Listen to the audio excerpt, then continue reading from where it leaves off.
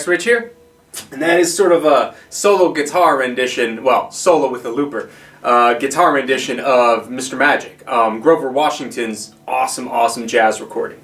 Grover Washington's a horn player, and this is sort of this like funky, almost smooth jazz type of mixture.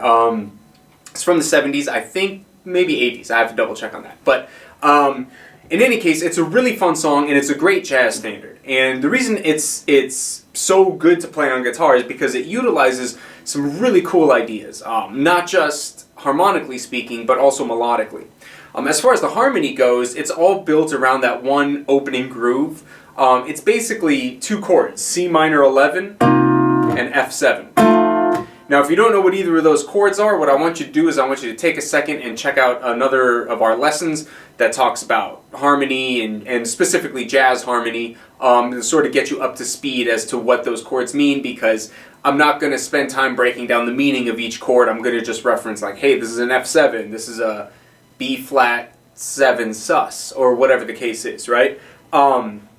But in addition to that, to those two chords, you have a couple changes. There's an A section and there's a B section, and you can kind of hear it because the B section opens up. The A section is very staccato and very rhythmic. This like bum, bum, bum, bum, bum, right? And then the B section really opens up. That's got more of this. These like longer sustaining chords and stuff like this. So you can hear the difference in the two. But melodically speaking, taking horn lines and putting them on guitar is super valuable.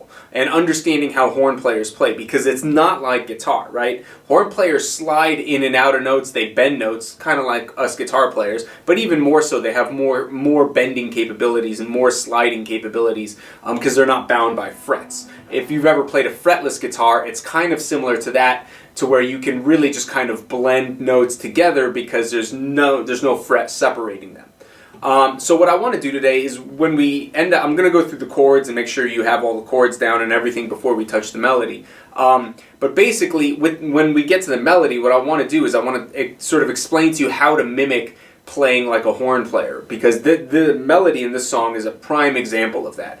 And if you could take those concepts and those ideas and put them into practice in other genres and other songs, then you could begin to really expand your playing style to sound, where it may be appropriate to sound less guitar-y and more maybe like a horn player, more like a vocalist, or whatever the case is. It's always good to learn what other instruments play and how best to mimic them on guitar, because then you can really broaden your horizons and play some new cool stuff. So maybe give you some inspiration to do something different than you normally do. So all that and more coming up right now, so don't go anywhere.